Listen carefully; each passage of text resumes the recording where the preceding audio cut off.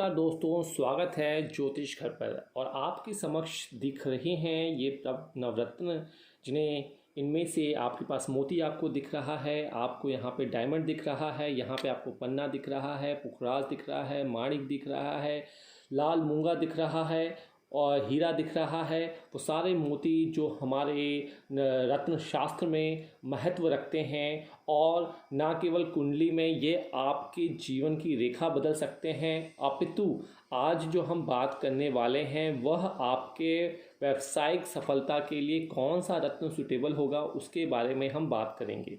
तो सभी रत्नों के बारे में बताऊंगा। इस वीडियो को आप अंत तक देखिए, बड़े ध्यान से देखिए क्योंकि बहुत बेहतरीन होने वाला है।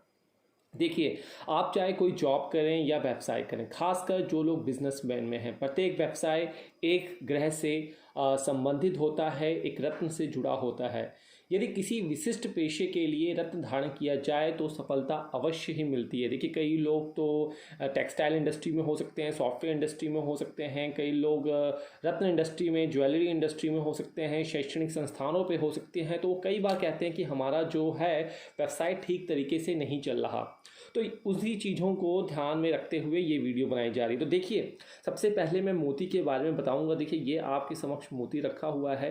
तो मोती के बारे में मैं सबसे पहले आपको बताना चाहूँगा कि वे व्यक्ति जो धातुओं, आभ्यंतरिक वस्तुओं का प्रयोग करते हैं या सेल परचेज करते हैं, कंप्यूटर से जुड़े हुए हैं, संगीत से या वाद्य यंत्रों के व्यवसाय से कार्यरत हैं, म्यूजिकल इंडस्ट्री से संबंधित हैं, उन्हें मोती को अपने भाग्यशाली रत्न के रूप में धारण करना चाहिए। या तो वो पेंडेंट के रूप में धारण कर सकते हैं या फिर वह अंगूठी के रूप में भी धारण कर सकते हैं। तो हर बार कोशिश कीजिए तो आप अपने एस्ट्रोलॉजर से ज़रूर कंसल्ट कर लीजिए, लेकिन ये एक मोटा मोटा जनरलाइज्ड वे है, आप इसे किस पक्ष में धारण कर सकते हैं।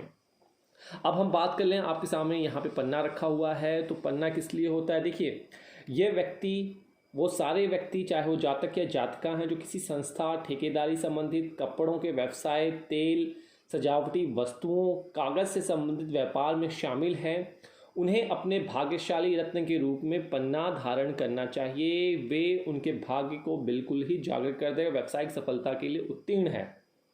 आइए, फिर आपको दिख रहा है यह हीरा है। हीरा आप ध्यान से देखिए, ये आपके समक्ष हीरा दिख रहा है। इस हीरे की खासियत क्या है? ये शुक्र को रिप्रेजेंट करता है, या फिर ओपल कह लीजिए, फायर ओपल कह लीजिए, हीरा कह लीजिए। ये व्यक्ति जो प्रशासनिक क्षेत्र, खासकर कृषि, दूध संबंधित खाद्य पदार्थ से जुड़े हुए हैं, या फिर मुर्गी पालन जिसे पोल्ट्री कहते हैं, फल और सब्जियां की खेती के क्षेत्र में व्यवसाय हैं, उन्हें अपने भाग्यशाली रत्न के रूप में इसे धारण करना चाहिए। तो मैं ये वीडियो सिर्फ उन लोगों के लिए है, उन लोगों को बता रहा हूँ जो व्यावसायिक सफलता के लिए रत्न धारण करना चाहते हैं। आइए अब हम माणिक की बात कर लेते हैं। तो आपके समक्ष देखिए, माणिक भी यहाँ पे रखा हुआ है हमारे सामने। माणिक क्या प्रभाव करता है? वे व्यक्ति या जातक जातिका जिसका व्यवसाय सरकारी क्षेत्र में है, राजनीतिक क्षेत्र में है, लोक कल्याण विभाग में, यूपीएससी, पीसीएस, स्पोर्ट्स एक्टिविटी में है, अभिनय कला क्षेत्र में है, इंटरटेनमेंट, म्यूजिक इंडस्ट्री में है, उन्हें माणिक रत्न धारण करना चाहिए। ये उनकी चकाचौंध जो है बढ़ाता है, दीर्घायु उनको प्रदान करता है। लेकिन अपने एस्ट्रोलॉजर से प्लीज़ कंसल्ट कर लीजिए एक बार। उसके बाद हम देखते हैं यहाँ पे लाल मूंगा रखा हुआ है। और लाल मूंगा की क्या खासियत है? ऐसे लोग जो डिफेंस में, सिक्योरिटी में, आर्मी में, पुलिस में, कोतवाली में, सुरक्षाकर्मी हैं, भू संबंधी व्यवसाय, सेल परचेज ऑफ लैंड कर रहे हैं, होटल इंडस्ट्री में जुड़े हुए हैं, विश्रामालय में जुड़े हुए हैं, विद्युत संबंधी इलेक्ट्रीशियन जिसे डिपार्टमेंट कहते हैं, उससे जुड़े हुए सेल परचेज, इंपोर्ट एक्सपोर्ट कर रहे हैं, तो उन्हें ज़्यादा लाभ के लिए लाल मूंगा अवश्य धारण करना चाहिए। आइए अब हम बात करते हैं यहाँ पे पुखराज की। पुखराज क्या करेगा? तो देखिए, ये है आपका पुखराज, पीले रंग का पुखराज होता है, टॉपेज जिसे हम कह सकते हैं, अल्टरनेटिव इसका है। तो वे जो ऐसे लोग जो कला प्रेमी हैं, शैक्षणिक संस्थान चला रहे हैं, एजुकेशन सेक्टर में, फाइनेंशियल सेक्टर में, और ऐसे लोग जो धार्मिक अनुष्ठान करवा रहे हैं, रिलीजियस एक्टिविटी में जुड़े हुए हैं, मनोविज्ञान, पीएचडी जैसे सब्जेक्ट में जुड़े हुए हैं, या ऐसी कोई सुविधा प्राप्त कर रहे हैं, तो उन्हें ये पीला रत्न धारण करना चाहिए, जिसे हम येलो सफायर भी कहते हैं और हिंदी में पीला नीलम भी कहते हैं। यह आपके भाग्यशाली रत्न सिद्ध हो सकता है और व्यवसाय की चकाचौंध ये बढ़ा सकता है। आइए अब बात करते हैं हम यहाँ पे नीलम की। नीलम क्या करेगा?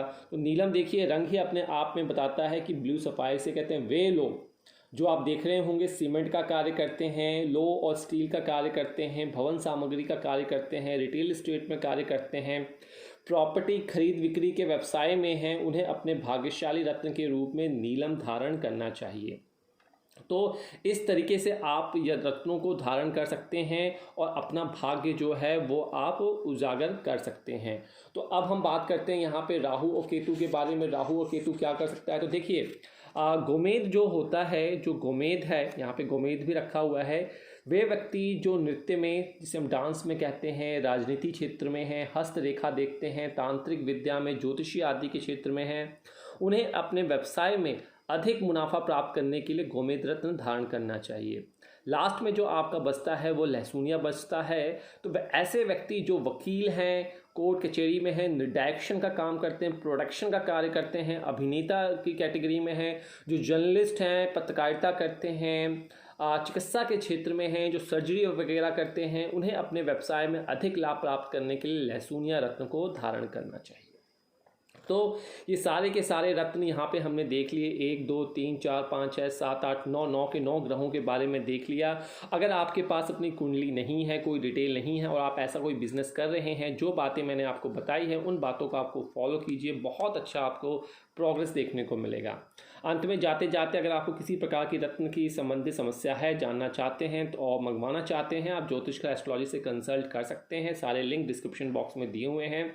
आपसे निवेदन है कि किसी प्रकार का ईमेल और कॉन्टैक्ट नंबर कमेंट बॉक्स में ना डालें। फिशिंग से आप बचिए। हमारी तरफ से कोई भी कॉल विदाउट अपॉइंटमेंट नहीं की जाती है। तो आज बस इतना ही, फिर मिलते हैं। रत्नों के बारे में और भी बहुत कुछ सीखेंगे। तब तक के लिए नमस्कार, जय माता दी।